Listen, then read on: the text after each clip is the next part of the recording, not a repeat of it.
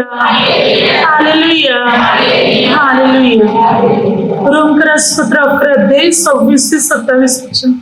रोमकरासपत्र 11:26 या रीतीने सर्व इस्रायल लोकांचे तारण होईल. शासनाने लिहिले आहे, मुक्त करणारा सियोनातून येईल, तो याकोबापासून अभक्ती दूर करील. वचन 27 जेव्हा नीतीची पापे भरण्याची तेव्हा याच्याबरोबर हाच माझा करार होईल. Hallelujah, hallelujah, hallelujah. वचन काय सांगते? ते या रीतीने सर्व इस्रायल लोकांचे तारण होईल.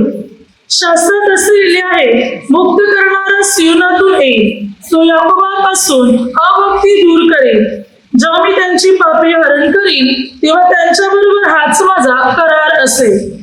बायबल सांगते, मुक्त करणारा याकोबाच्या घराण्यातून सियोनातून मात्र येईल, आणि तो म्हणजे प्रभू येशू, जो याकोब वंशजातून यहूदा वंशजातून मात्र आला उद्धार करण्यासाठी, तारण करण्यासाठी आणि लोकांना पापापासून मुक्त करण्यासाठी. प्रभूने लोकांची पापे हरण केली, म्हणजे साऱ्या मानवजातीची पापे प्रभू येशूने स्वतःवर घेतली. तर आता प्रभू म्हणते की मात्र मी याकोबातून म्हणजे माझ्या लोकातून अभक्ती मी दूर करेन. प्रभू म्हणते, मी येईन, तुमचा उद्धार करीन, तुमचं तारण करीन आणि तुमची पापे हरण करीन आणि अभक्ती तुमच्यापासून दूर करीन.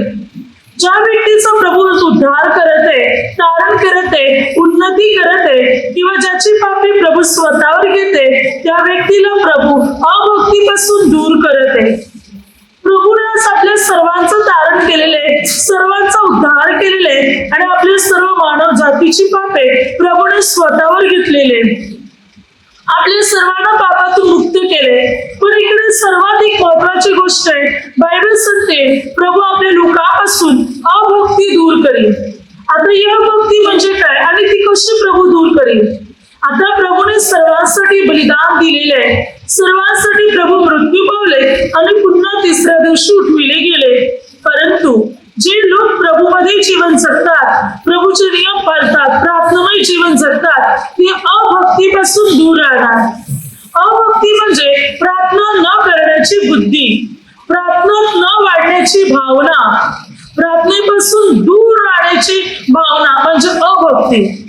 बायबल सांगते, जी प्रभूमध्ये विश्वासू जीवन जगत आहेत, प्रभूच्या नियमाने चालत आहे, ती भक्तिमान लोक बनले जाणार, ती प्रार्थना करणारे लोक बनणार.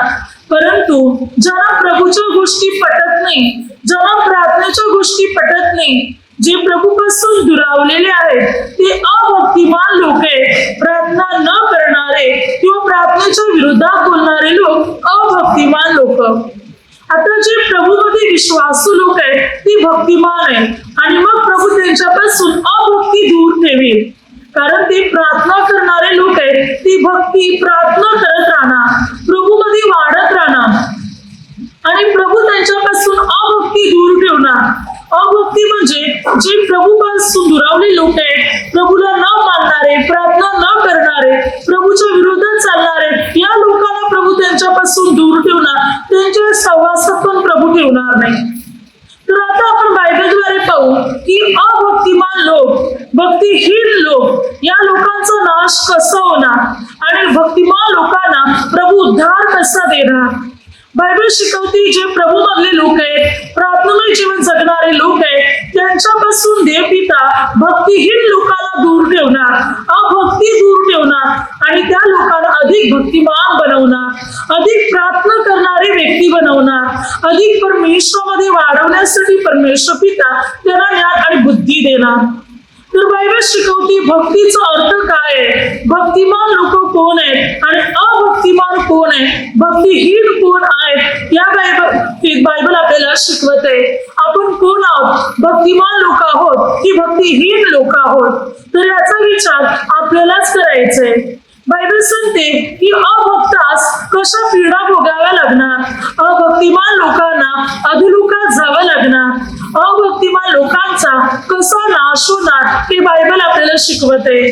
आपण कोणत्या व्यक्तीपैकी आहोत, भक्तिमान की अभक्तिमान व्यक्तीपैकी आपण आहोत, याचा निर्णय आपल्यालाच घ्यायचा आहे. पण या बाबतीत बायबल आपल्याला काय शिकवते, की आपण बायबलच्या द्वारे पाहू. हालेलुया. पहिली गोष्ट, पेट्राचे दुसरे पत्र 3 अध्याय 7 वचनामध्ये पेट्र त्या ठिकाणी काय म्हणतो? पेट्राचे दुसरे पत्र 3 अध्याय 7 वचनामध्ये की मात्र भक्तिमान लोकांचा नाश कशा प्रकारे ठेपलेला आहे. वचन सांगते, पण आताचे आकाश व पृथ्वी ही त्या शब्दाने अग्नीसाठी राखलेली आहे, म्हणजे न्यायनिवाडाचा व भक्तिहीन लोकांचा नाशाचा दिवस येईपर्यंत राखून ठेवलेली आहे. आताच्या आकाशात पृथ्वी नष्ट होणार आहे आणि मात्र भक्तिहीन लोकांचा नाश करण्यासाठी ते राखून ठेवलेले आहेत, म्हणजे भक्तिहीन लोकांचा नाश ठेपलेला आहे. जेव्हा या पृथ्वीचा अंत होणार, आकाश पृथ्वी नष्ट होणार, तेव्हा भक्तिहीन लोकांचा नाश होणार. प्रार्थना न करणारे, प्रार्थनेपासून दूर पळणारे, प्रार्थना सोडून देणारे अशी भक्तिहीन लोक नाश पावणार म्हणून बायबल सांगते. आपण प्रार्थना करत आहोत तर आपला उद्धार होणार, पण भक्तिहीन, प्रार्थना न करणारे, प्रार्थनेविरुद्ध बोलणारे बायबल सांगते नाशाच्या दिवशी स्वतः नष्ट होणार. देवाने त्यांच्यासाठी दिवस नेमून ठेवले भक्तिहीन लोकांसाठी आणि त्या दिवशी मात्र त्यांचा नाश होणार. पण तिमोथेला दुसऱ्या पत्रामध्ये त्याच्यामध्ये 2 अध्याय 16 वचनात काय सांगते पहा. वचन सांगते, अनीतीच्या रिकाम्या वटवटीपासून दूर राहा. अशा वटवटी करणारे अभक्तीस अधिक सरसावतील. बायबल काय सांगते बघा, अभक्ती किती वाईट आहे, अभक्ती किती चुकीची आहे. म्हणून वचन सांगते, रिकाम्या वटवटीपासून दूर राहा. तुम्ही एकमेकाविरुद्ध बोलत बसणार, निंदा करत बसणार, नाही ती बोलतीच विषय काढणार, तर तुम्ही अभक्ती सरसावतील. प्रार्थना न करणारी व्यक्ती तुम्ही बनतील. तुम्ही अभक्त कधी बनतील? जर तुम्ही एकमेकाचे विषय काढत बसतील, एकमेकाची निंदा करत बसतील, भलत्याच गोष्टीविषयी बोलत बसतील, तर हळूहळू करता तुम्ही स्वतः प्रार्थनेतून दुरावतील. बायबल सांगते तुम्ही अभक्तीकडे वळतील, प्रार्थना न करणाऱ्या व्यक्ती प्रमाणे तुम्ही बनतील. अभक्तीकडे तुम्ही सरसावतील आणि तुम्ही तुमचाच नाश करून घेतील. म्हणून प्रार्थनेपासून तुम्ही दुरावू नये म्हणून बायबल सांगते कोणते विषय पण तुम्ही काढू नका, नाहीतर तुम्ही अभक्तीकडे वळले जातील. अभक्तीकडे वळणं म्हणजे नाशाकडे, अधोलोकाकडे वळणं. पहा यहूदाच्या पत्रामध्ये 14 आणि 15 वचनामध्ये इकडे वचनात यहूदा काय म्हणतो पहा, की अभक्तीच्या द्वारे मात्र कशा प्रकारे देव त्यांचा नाश करेल, कशा प्रकारे त्यांना उदाहरण म्हणून ठेवलेले अभक्तीचे लोक, भक्तिहीन लोकांचा नाश कशा प्रकारे ठेपलेले आणि प्रभू त्यांचा नाश कसा करेल. वचन सांगते, आदमापासून 7वा पुरुष अनोख याने त्याला उद्देशून असा संदेश दिला की पहा, सर्वांचा न्यायनिवाडा कराव्यास आणि भक्तिहीन लोकांनी अभक्तीने केलेल्या आपल्या सर्व भक्तिहीन कृत्यावरून आणि ज्या सर्व कठोर गोष्टी भक्तिहीन पापी जनाने त्याच्या विरुद्ध सांगितल्या त्यावरून त्या सर्व दोषी ठरावयास प्रभू आपल्या लाखो पवित्र जनासहही आला, म्हणजे येतो, म्हणजे येणार. प्रभू आपल्या लाखो देवदूतांसह पवित्र जनासह येणार आहे. कोणाचा नाश करायला? भक्तिहीन लोकांचा, अभक्तिहीन लोकांचा. ज्याने भक्तिहीन लोकांनी प्रभूच्या विरुद्ध खोट्या गोष्टी सांगितल्या, जे कठोर बनले गेले. आणि असे जे भक्तिमान लोक, अभक्तिमान लोक आहेत किंवा भक्तिहीन लोक आहेत, भक्ती न करणारे, प्रार्थना न करणारे, प्रार्थनेच्या विरुद्ध चालणारे, अशा लोकांचा नाश करायला प्रभू आपल्या लाखो देवदूतांसह, लाखो पवित्र जनासह येणार आहे. आणि म्हणून अनुखाने भविष्यवाणी करून ठेवलेले, अगदी उत्पत्तीच्या पहिल्या पुस्तकात त्याने भविष्यवाणीमध्ये सांगितलेले की प्रभू आपल्या लाखो पवित्र जनासह, दूतांसह येणार आहे भक्तिहीन लोकांचा नाश करायला, अभक्तांचा नाश करायला प्रभू येणार आहे. कारण भक्तिहीन लोकांनी आपली वाईट कृत्य केली, वाईट कर्म केली आणि परमेश्वराच्या विरुद्ध ते गेले, म्हणून प्रभू त्यांचा नाश करायला येणार आहे. म्हणजे जे भक्तिहीन लोक आहेत, अभक्तिमान लोक आहेत, त्यांचा नाश होणार. भक्तिहीन, प्रार्थना न करणारे, प्रार्थनेच्या विरुद्ध जाणारे, प्रभूला सोडणारे, अशा लोकांचा नाश ठेपलेला आहे म्हणून बायबल सांगते. म्हणून अभक्तिमान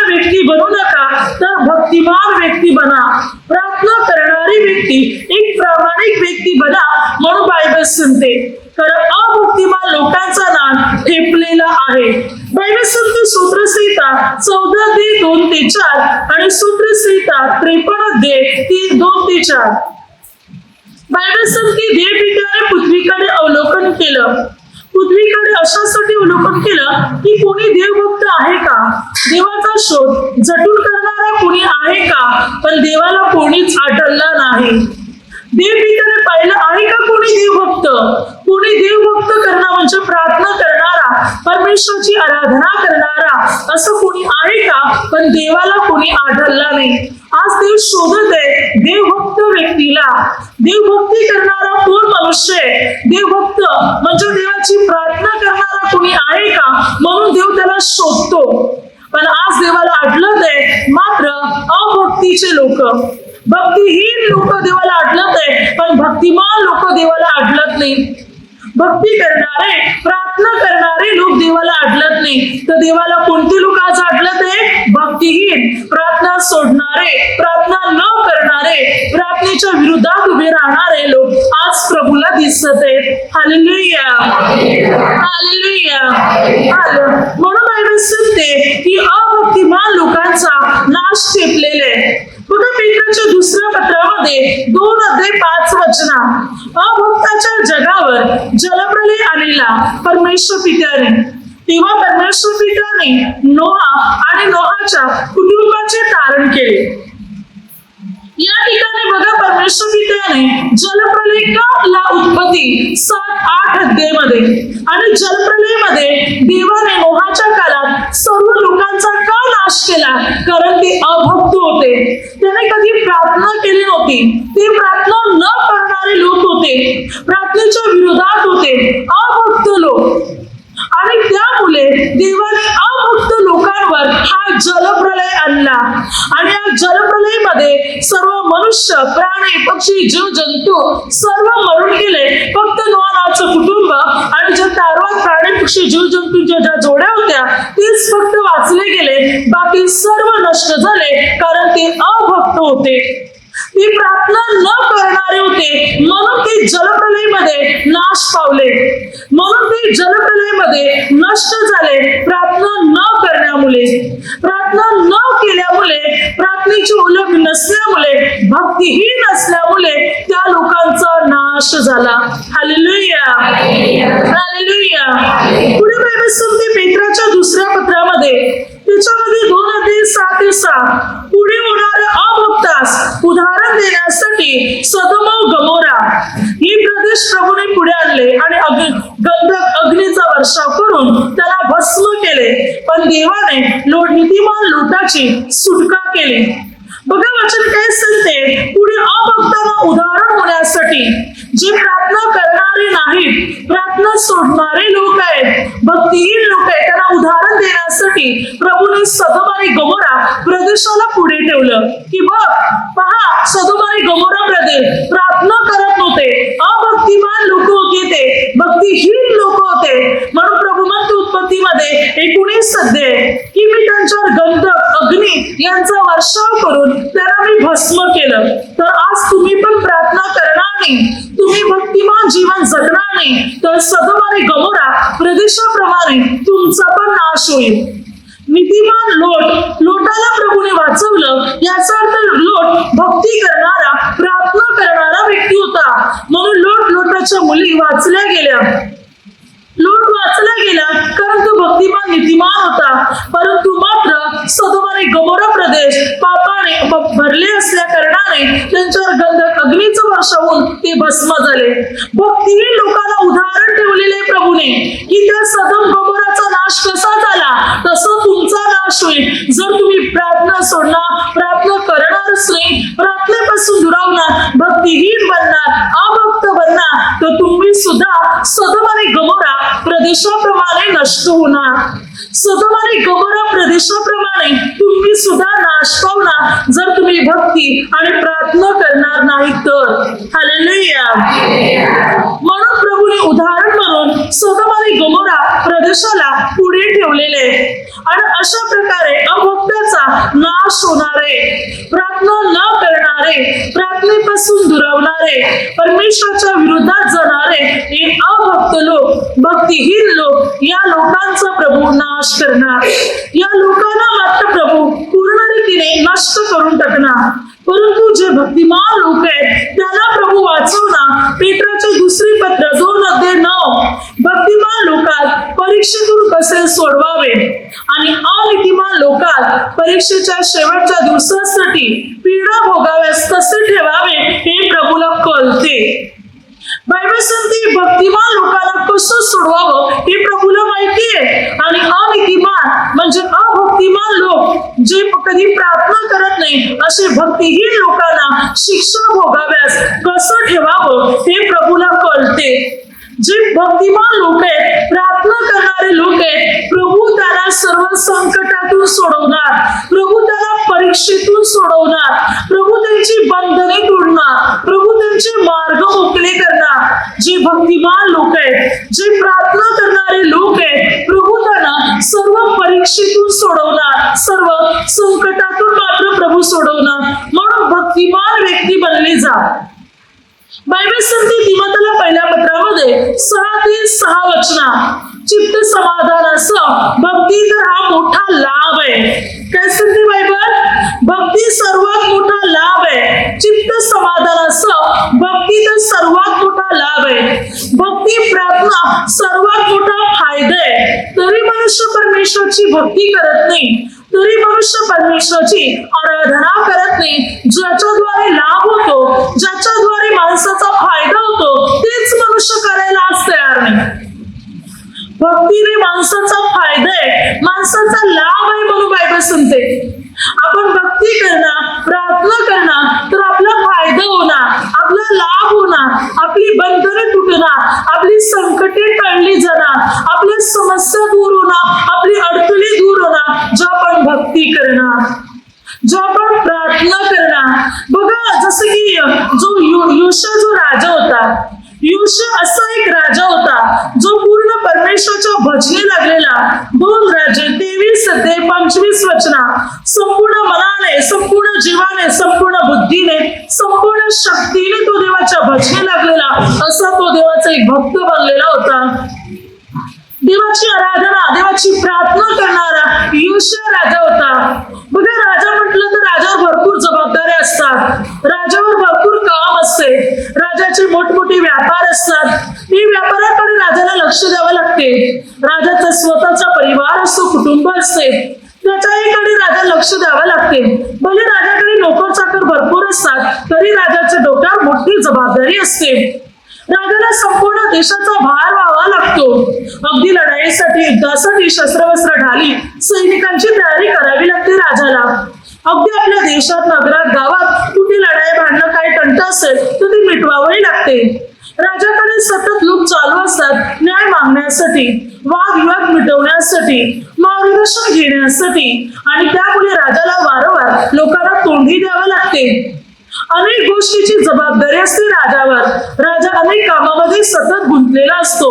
तरी सुद्धा योशा इतकी सारी कामं असून सुद्धा अधिक वेळ तो देवाची प्रार्थना करायला, देवाचं भजन करायला, देवाची आराधना करायला घालवत होता. संपूर्ण मनाने, बुद्धीने, शक्तीने तो परमेश्वर पित्याच्या भजनी लागलेला राजा होता योशिया राजा. आणि म्हणूनच योशियाच्या प्रार्थनेने यरूशलेम यहुदी लोकांवर आलेलं संकट देवाने मागे ढकललं. जे संकट मनसे राजा, आमोन राजा याच्यामध्ये मुले आलं होतं, संपूर्ण यहुदी यरूशलेमेचा नायनाट होणार होता, पण देवाने संकट मागे ढकललं आणि हे संकट योयाकीम आणि सिदकिया राजा यांच्या खाली आलं. म्हणजे संपूर्ण यहुदी इस्रायल लोक बंदिवान करून नेले बाबेल देशात. योशिया राजा जिवंत असेपर्यंत प्रभूने संकट का आणलं नाही? कारण तो देवाची भक्ती करत होता, तो देवाची प्रार्थना करत होता, देवाची आराधना करत होता. म्हणून देवाने संकटाला पण मागे लोटलं. देवपित्याने योशिया जिवंत असेपर्यंत कोणते अरिष्ट सुद्धा येऊ दिलं नाही. म्हणजे जे देवाचे भक्त आहेत, प्रार्थना करत आहे, आराधना करत आहे, त्यांच्या काळात प्रभू शांती निर्माण करणार. त्यांच्या काळात प्रभू स्वस्थ, विश्रांती, आराम निर्माण करणार. भांडण तंटा, लढाई, युद्ध किंवा वाईट काही गोष्टी प्रभू त्यांच्यापासून दूर करणार देवाच्या भक्ताच्या लोकांच्या जीवनात. भक्ती करणारे प्रार्थना करणाऱ्या लोकांना परमेश्वर पिता अनुग्रह देणार, परमेश्वर पिता आशीर्वादित करणार. बघा आपण म्हणतो प्रार्थनेला वेळच मिळत नाही, टाइमच मिळत नाही, घरातली कामं आहे, धंदा आहे, व्यवसाय, मुलं बाळ वेळच नाही. पण योशासारखी इतका मोठा राजा असून सुद्धा जास्त वेळ प्रार्थना करायला घालवत होता. मग तो वेळ कसा काढत होता विचार करा. तो कशी वेळ काढत होता प्रार्थना करायला. आपण सामान्य मनुष्य, आपल्याला आपल्या फक्त कुटुंबाची जबाबदारी आहे, राजावर देशाची जबाबदारी होती, तरी तो जास्त प्रार्थना करायचा, तरी अधिक प्रार्थना करायचा. तो आपणही करू शकतो, आपणही परमेश्वराची आराधना करू शकतो, परमेश्वर पित्याची प्रार्थना करू शकतो. म्हणून बायबल सांगते चित्त समाधान असं भक्तीला तर मोठा लाभ आहे, प्रार्थना सर्वात मोठा लाभ आहे. पण बायबल वचन काय सांगते की तिमोथेला पहिले पत्र 3:16 सुभक्तीचे रहस्य निर्विवाद मोठे आहे. बघा हे सुंदर एक वाक्य आहे, सुभक्तीचे रहस्य निर्विवाद मोठे आहे. निर्विवाद या शब्दाचा अर्थ आहे या म्हणजे सुभक्ती म्हणजे प्रार्थना, याच्यामध्ये कोणती शंका नाही, अडखळण नाही, वादविवाद नाही, कोणत्या समस्या नाही. सुभक्ती शांती आहे. सुभक्तीचं रहस्य काय आहे? निर्विवाद, ज्याच्यामध्ये वादविवाद नाही, ज्याच्यामध्ये भांडण करता नाही. म्हणजे जे सुभक्तीने आपलं आयुष्य क्रमण करणार, जे भक्तिदायक जीवन जगणार, ते शांतीने जीवन जगणार. त्यांच्या जीवनात शांती असणार, त्यांच्या जीवनात आनंद असणार, त्यांच्या जीवनात उल्हास असणार, ते शांतीने जगणार. रात्रंदिवस त्यांचं जीवन आरामात आणि शांतीत असणार. जे सुभक्तीने चांगल्या भक्तीने प्रार्थनेने जीवन जगतात ते, आणि त्याचं रहस्य मोठं आहे, लहान पण नाही, मोठं आहे त्याचं रहस्य. जसे की प्रभू तो देहाने प्रगट झाला, आत्म्याने नीतिमान ठरला गेला आणि देवदूताच्या दृष्टीस पडला, म्हणजे त्याचं पुनरुत्थान झालं. प्रभू पुनरुत्थानच पावला आणि मात्र देहाने प्रगट झाला आणि सर्वांसह वर घेण्यात आला. तो परत आपल्याला नेण्यासाठी येणार आहे. प्रभू येशूचं रहस्य फार मोठं आहे. हे सुभक्तीचं प्रार्थनेचं रहस्य आहे, चांगल्या भक्तीचं रहस्य आहे, आणि याच्यामध्ये वादविवाद नाही, शंका संशय नाही, तर हे शांतीचं वचन आहे. सुभक्तीचं रहस्य शांतीचं रहस्य आहे, जे आपल्या जीवनात शांतीदायी कार्य करणं, आपल्या जीवनाची उन्नती आणि प्रगती मात्र घडवणं, हे सुभक्तीचं रहस्य. जे सुभक्ती म्हणजे भक्तिमान जीवन जगते, प्रार्थना करते, अशा लोकांच्या जीवनात शांती असणार, आनंद असणार, उल्हास असणार, आणि त्यांची बंधने पूर्ण रीतीने तुटली जाणार. त्यांच्या जीवनातल्या समस्या पूर्ण रीतीने दूर होणार. परमेश्वराच्या अनुग्रहाने आणि सामर्थ्याने मात्र ते भरले जाणार. म्हणून पूर्ण रीतीने आपण सुभक्तीत प्रार्थनेत वाढण्याचा प्रयत्न केला पाहिजे. पुढे वचन सांगते तिमोथेला पहिले पत्र 4:7-8 वचन, अनितीच्या व आयाबायांच्या कहण्यापासून दूर राहा आणि सुभक्तीविषयी कसरत कर, कारण शारीरिक कसरत थोडक्या बाबतीत उपयोगी आहे, सुभक्ती तर सर्व बाबतीत उपयोगी आहे. तिला आताच्या व पुढच्याही जीवनाचे अभिवचन मिळाले आहे. काय सांगते वचन? अनितीच्या आणि आयाबायांच्या कहण्यापासून दूर राहा. अनितीच्या आणि आयाबाया, बघा अनेक वेळेला स्त्रिया जमतात, किंवा कोणत्या विषयी बोलभाषण असते, निंदा, याची निंदा, त्याची निंदा, याचं असलं, त्याचं तसलं, या मुलीचं असं, त्या व्यक्तीचं असं, हे सर्व निघणार.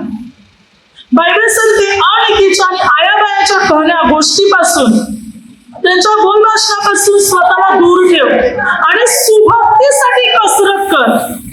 तू मेहनत कर, तू कसरत कर भक्तीसाठी, सुभक्तीसाठी, चांगल्या प्रार्थनेसाठी तू कसरत कर, मेहनत कर. बायबल सांगते. आणि लोकांच्या बोलण्यापासून, वादविवादापासून, अनेक प्रकारच्या जागतिक गोष्टीपासून, निंदेपासून दूर राहा आणि सुभक्तीसाठी मेहनत कर, कसरत कर, प्रयत्न कर. तुला जास्तीत जास्त प्रार्थना करता यावी म्हणून, तुला जास्तीत जास्त प्रार्थनेत राहता यावं म्हणून, तुला जास्तीत जास्त भक्ती करता यावी म्हणून कसरत कर, म्हणून प्रयत्न कर, म्हणून मेहनत घे, असं पौल म्हणतो. हालेलुया. कारण शारीरिक कसरत थोडक्या बाबतीत सुभक्ती तर सर्व बाबतीत उपयोगी आहे. सुभक्ती हर एक गोष्टीसाठी आपल्याला लाभदायक आहे, प्रत्येक गोष्टीसाठी उपयोगी आहे. प्रार्थना सर्व गोष्टीत आपल्याला उपयोगी आहे. आजारातून मुक्तता देते, संकटातून सोडवते, बंधने तोडते, समस्या दूर करते, अनुग्रह आशीर्वाद देते, चमत्कार घडवते, यश आणि उन्नती देते, प्रगती घडवते. आपल्या जीवनातले दुःख वेदना नाहीसे करते, जोडते आपल्या जीवनाला, आपल्या कुटुंबाला शांती अनुग्रह घेऊन येते. भक्ती सर्व गोष्टीत लाभदायक आहे. बायबल सांगते सर्व गोष्टीत उपयोगी आहे. प्रार्थना प्रत्येक गोष्टीसाठी उपयोगी आहे. प्रार्थना प्रत्येक गोष्टीचं हल आणि साधन आहे. प्रार्थनेनेच आपली बंधने तुटणार. म्हणून वचन काय सांगते, भक्ती तुला सर्व बाबतीत उपयोगी पडेल. तुझ्या जीवनात समस्या आहेत का, भक्ती कर. तुझ्या जीवनात संकट आहे का, भक्ती कर. आजार आहेत का तुझ्या जीवनात, भक्ती कर. दुःख आहे का, भक्ती कर. कर्ज आहे, भक्ती कर. लग्न होत नाही, भक्ती कर. मुलाबाळांची देणगी हवी, भक्ती कर. शांती हवी, भक्ती कर. नोकरी हवी, भक्ती कर. तुझ्यासाठी तुला जे काही हवंय, ज्या गोष्टीची आवश्यकता आहे, भक्ती कर. बायबल सांगते भक्ती तुला सर्व गोष्टीत उपयोगी ठरेल. सर्व बाबतीत. आणि वचन पुढे काय सांगते, तिला आत्ताच्या व पुढच्या जीवनाचे अभिवचन मिळाले आहे. प्रार्थनेला काय मिळालेले आहे, आत्ताच्या आणि येणाऱ्या भविष्य काळाच्या गोष्टीचे अभिवचन मिळालेले आहे भक्तीला, प्रार्थनेला. हालेलुया. म्हणजे प्रार्थनेला आत्ताही अभिवचन आहे आणि पुढे भविष्यात सुद्धा किंमत आहे, महत्व आहे प्रार्थनेला, भक्तीला. आणि म्हणून वाटत सांगते प्रार्थना तुला सर्व बाबतीत उपयोगी पडेल, म्हणून भक्ती कर. तू भक्तिमान मनुष्य बन. पुढे बायबलमध्ये काही लोकांना भक्तिमान लोक म्हटलेले आहे. जसे की मोशे बघा, वचन सांगते स्तोत्रसंहिता 90 अध्याय बघा. 90 अध्यायाच्या वर काळ्या अक्षरामध्ये दिले, त्याच्यानंतर खाली एक ओळ आहे.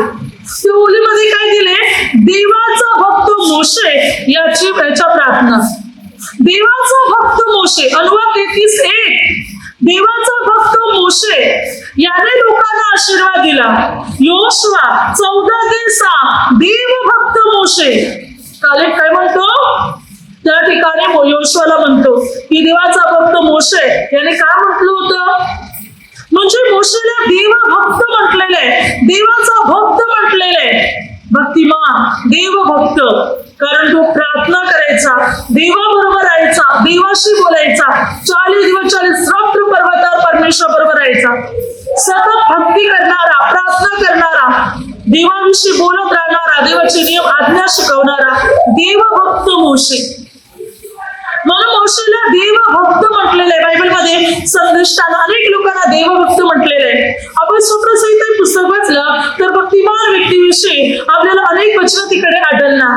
किमान भक्तिमान विषयी म्हणजे भक्तिमान लोकांना परमेश्वराचा अनुग्रह कसा मिळतो, भक्तिमान लोकांना प्रभू आशीर्वाद कसा देतो, या बाबतीत अनेक वचनं आपल्याला स्तोत्रसंहितामध्ये मात्र आढळणार. आणि स्तोत्रसंहिता 16:10 दावीद म्हणतो, तू आपल्या भक्तास पूजण्याचा अनुभव येऊ देणार नाहीस. प्रभू आपल्या भक्तिमान लोकांना सांभाळतो. जे भक्तिमान लोक आहेत त्यांना दावीद म्हणतो, तू पूजण्याचा पण अनुभव येऊ देणार नाही. भक्तिमान लोकांसाठी खास स्पेशल गोष्टी प्रभूने ठेवलेल्या आहेत. भक्तिमान लोक देवाचे लोक आहेत, त्यांना देवभक्त म्हटलेले आहे. हे देवाचे लोक आहेत. हालेलुया. परंतु अभक्तिमान लोक, भक्तिहीन लोक कोणाचे बनणार, सैतानाचे बनणार. जर भक्तिमान लोक देवाचे देवभक्त आहेत, तर अभक्तिमान भक्तिहीन लोक कोणाचे बनणार, सैतानाचे लोक बनणार. हालेलुया. हालेलुया. म्हणून देवाचे भक्त बना. पुढे वचन काय सांगते, प्रेषण 16:14-15 वचनात, जो पोल मात्र एका ठिकाणी आला, नदी काठी जिथे प्रार्थना होत असे, त्या ठिकाणी मात्र पोलाने भाषण करायला सुरुवात केली, म्हणजे प्रवचन द्यायला. तिकडे स्त्रिया काही लोक जमले होते. तेव्हा तिकडे देवभक्ती करणारी एक लुदिया नावाची स्त्री होती. बायबल सांगते देवाची भक्ती करणारी लुदिया नावाची एक स्त्री होती, जी देवाची भक्ती करायची. देवाची भक्ती करणाऱ्या या लुदिया नावाच्या स्त्रीने पोलाच्या भाषणाकडे, प्रवचनाकडे लक्ष लावलं आणि प्रभूने तिचं मन प्रफुल्लित केलं. देव भक्ती करणारे लोक वचनाकडे लक्ष लावणार, प्रवचनाकडे लक्ष लावणार, प्रभूच्या प्रार्थनेत मनापासून लक्ष लावणार आणि प्रभू त्यांचं मन प्रफुल्लित करणार, आनंदित. प्रभूने लुदिया नावाचं मन प्रफुल्लित केलं, वचन ऐकल्यामुळे आनंदित बनवलं. जणू काही तिच्या जीवनात जे दुःख होतं ते निघून गेलं. देवभक्ती करणाऱ्या स्त्रिया किंवा कोणतीही व्यक्ती असो, जे देवभक्त लोक आहेत ते मनापासून प्रार्थनेत लक्ष देणार, ते मनापासून प्रार्थना करणार, त्यांचं मन परमेश्वरामध्ये लागलेलं असणार. देवभक्त लोकांचं. Hallelujah, hallelujah. म्हणून लुदियाने मन लावून वचन ऐकलं आणि प्रभूने तिचं मन प्रफुल्लित केलं, आनंदित केलं. पुढे वचन संती पौल काय म्हणतो पा, तिमोथेला पहिले पत्र 2:10, देवभक्ती स्वीकारलेल्या स्त्रिया शोधते तसं सत्कृत्याने त्याने आपणाला शोभवावे. देवभक्ती स्वीकारलेल्या स्त्रिया, देवभक्ती स्वीकारलेल्या स्त्रियांना काय शोधते? सत्कृत्य शोधतात. आता आपल्याला देवभक्ती स्वीकारलेली लोक बनायचे, अशा स्त्री असे पुरुष बनायचे सत्कृत्य करणारे. म्हणजे देवभक्तिमान लोक सत्कृत्य करणं, चांगली कृत्य करणं, चांगल्या कृत्याने ते स्वतःला शोभा आणणार, दागिन्याने मौल्यवान वस्तूने नव्हे तर सत्कृत्याने ते स्वतःला शोभा आणणार. देवभक्तिमान स्त्रिया, भक्ती करणाऱ्या स्त्रिया देवभक्तिमान स्त्रिया बनतात. ज्या भक्ती करतात, प्रार्थना करतात, त्या देवभक्तिमान स्त्रिया बनणार. पुढे वचन सांगते तिमोथेला पहिले पत्र 6:11, तू काय म्हणतो बा, देवभक्ती आणि नीतिमत्व व सुभक्ती विश्वास हा याच्या पाठीस तू लाग. काय सांगते वचन बोल, तिमोथेला काय म्हणतो, तू देवभक्तीच्या पाठीस लाग. देवभक्तीच्या पाठीस लाग म्हणजे तू देवभक्ती स्वीकार.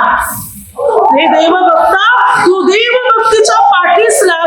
आणि मात्र तिमोथेला दुसरे पत्र 3:17 देवाचा भक्त होऊन पूर्ण प्रत्येक चांगल्या कामासाठी सज्ज हो, तयार हो. तू देवाचा भक्त बन आणि प्रत्येक चांगल्या कामासाठी तू सज्ज हो, तू तयार हो. Hallelujah, hallelujah.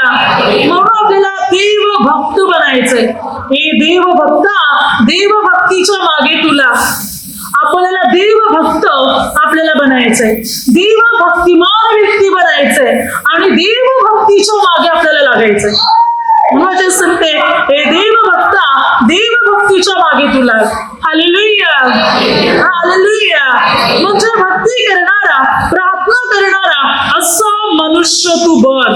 कारण तिमोथेला पहिले पत्र 2:3 वचन सांगते सर्वांनी सुभक्तीने व गंभीरपणाने शांतीने आयुष्य क्रमण करावे. बायबल सांगते तुम्ही सर्वांसाठी प्रार्थना करा, राजासाठी, वरिष्ठ अधिकाऱ्यांसाठी, हरेक व्यक्तीसाठी, अशासाठी की तुम्ही ज्या सर्वांसाठी प्रार्थना करणार, राजा असो, मंत्री असो, अधिकारी असो, प्रत्येकासाठी किंवा प्रत्येक जण सुभक्तीचं, गंभीरपणाचे, शांतीचे आयुष्य क्रमण करणार. प्रभूची इच्छा आहे की सर्वांनी आयुष्य कसं क्रमण करावं? सुभक्तीने, चांगल्या प्रार्थनेने प्रत्येकाने आयुष्य क्रमण करावं. त्यासाठी बायबल सांगते तुम्ही सर्वांसाठी प्रार्थना करा. मग तुमचं सुभक्तीचं जीवन असणार, मग शांततेचं जीवन तुमचं बनणार. वादविवाद, लढाया, भांडण, तंटा हे सर्व मिटले जाणार. जेव्हा तुम्ही एकमेकांसाठी प्रार्थना करणार आणि सर्वजण सुभक्तीचं जीवन क्रमण करायला सुरुवात करणार, लढाई युद्ध थांबणार, भांडण तंटा थांबणार, वादविवाद थांबले जाणार, शांतीचे वातावरण निर्माण होणार. Hallelujah, hallelujah. म्हणून बायबल सांगते सर्वांनी सुभक्तीचे आणि गंभीरपणाचे आयुष्य क्रमण करावे. सुभक्तीचं आयुष्य आपल्याला क्रमण करायचंय. पेत्राचे दुसरे पत्र 3:11 पवित्र वर्तणुकीत व सुभक्तीत राहून देवाचा दिवस येण्याची वाट पाहत राहा. प्रभूचा दिवस येऊन ठेपलेला आहे, तो आता जवळ आलेला आहे, त्याची प्रतीक्षा करा. पण कशी? सुभक्तीने, पवित्र वर्तणुकीने. बायबल सांगते सुभक्ती चांगला प्रार्थना कर, देवाचा दिवस येण्याची वाट पहा. भक्तिमान लोक तुम्ही बना, भक्ती करणारे, प्रार्थना करणारी व्यक्ती तुम्ही बना. आणि प्रार्थना करणारे भक्तिमान लोक आपण बनना तर प्रभू प्रभूच्या शक्तीने मात्र आपण भरले जाणार. आपल्या जीवनातली सर्व बंधने पूर्ण रीतीने तुटली जाणार. सर्व संकटे आपल्या जीवनातून दूर होणार जेव्हा आपण भक्ती करायला, प्रार्थना करायला सुरुवात करणार. अभक्तांचा नाश ठेपलेला आहे. जसं की मात्र जलप्रलयामध्ये अभक्तिमान लोक नष्ट झाले. लोटाच्या वेळी अभक्तिमान लोकांवर गंधक अग्नी यांचा वर्षावून भस्म झाले. आणि जसे की अनोखाने संदेश देऊन ठेवलेले की प्रभू भक्तिहीन लोकांचा, अभक्तिहीन लोकांचा अभक्तिमान लोकांचा नाश करायला प्रभू येणार आहे. तर अभक्तिमान, भक्तिहीन लोक बनू नका, भक्तिमान लोक बना. आपल्याला भक्तिमान व्यक्ती बनायचे, भक्ती करणारे, प्रार्थना करणारे अशी व्यक्ती आपल्याला बनायचे. आणि अशी व्यक्ती जर आपण बनणार तर प्रभू आपल्या जीवनात कार्य करणार, प्रभू आपली उन्नती आणि प्रभू आपली प्रगती करणार, प्रभू आपली बंधने पूर्ण रीतीने तोडून टाकणार. जेव्हा संत पौल प्रभूचं कार्य करायचा, जेव्हा तो प्रसार करायचा, तेव्हा लोक प्रभूकडे वळायचे आणि त्याद्वारे भक्तिमान लोक परमेश्वरामध्ये बनले जायचे. प्रेषितांचे कृत्य 17 अध्यायामध्ये वचन संत 1 पासून ते मात्र पुढे त्याच्यामध्ये 4 वचना. तेव्हा त्यांच्यापैकी काही जणांची खात्री होऊन ते पौल व सिला यांना येऊन मिळाले आणि भक्तिमान हल्लनी याचा मोठा समुदाय त्यांना मिळाला. त्यात प्रमुख स्त्रिया काही थोड्या नव्हत्या. पौलाने जेव्हा कार्य करायला सुरुवात केली की येशू ख्रिस्त आहे, येशू ख्रिस्तच प्रभू आहे, तू मरणात उठलेले, तू जिवंत प्रभू आहे, ही जेव्हा तो घोषणा करायचा पौल, तेव्हा अनेक भक्तिमान लोक प्रभू येशूकडे वळायचे. जे सुरुवातीला प्रार्थना करणारे भक्तिमान लोक होते, जे शास्त्राचा ध्यान करणारे लोक होते, त्यांना कळत होतं की येशू ख्रिस्ताविषयी लिहिलेलं आहे. आणि हे सर्व भक्तिमान लोक प्रभूच्या वचनाकडे वळायचे आणि प्रभूमध्ये जीवन जगायला सुरुवात करायचे. त्याला सत्य करायचं, हा यश वचन शास्त्रामध्ये आहे. आणि असे अनेक स्त्रिया, अनेक पुरुष, अनेक लोक परमेश्वराकडे वळत होते, भक्तिमान लोक. आज आपल्याला भक्तिमान व्यक्ती बनायचंय, प्रभूकडे वळणारी व्यक्ती, प्रभूमध्ये जीवन जगणारे, प्रभूचे नियम पाळणारी, प्रार्थना करणारी अशी भक्तिमान व्यक्ती आपल्याला बनायचंय. जर आपण एक भक्तिमान व्यक्ती बनणार तर प्रभूच्या अनुग्रहाने बनणार, कारण सुभक्ती सर्व बाबतीत आपल्याला उपयोगी आहे. म्हणून अभक्त, भक्तिहीन बनू नका, भक्तिमान व्यक्ती बना. परमेश्वराची आराधना करणारे, परमेश्वर पित्याची प्रार्थना करणारे, प्रभूची सेवा करणारे अशी व्यक्ती आपल्याला बनायचे. प्रभूच्या सेवेत वाढणारे आपल्याला व्यक्ती बनायचे. अभक्तिमान बनणार तर नाश ठेपलेला आहे. प्रभू येणार अभक्तिमान लोकांचा नाश करायला. म्हणून अभक्तिमान नव्हे, भक्तिमान मनुष्य बना. भक्ती करणारे, प्रार्थना करणारे अशी व्यक्ती बना, ज्याद्वारे प्रभूच्या अनुग्रहाने, प्रभूच्या सामर्थ्याने आणि प्रभूच्या शक्तीने आपण भरले जाणार. Hallelujah, hallelujah, hallelujah. आता माझ्या शब्दाद्वारे जे काही चुकलं असेल त्याबद्दल मला क्षमा असावी. Hallelujah, hallelujah.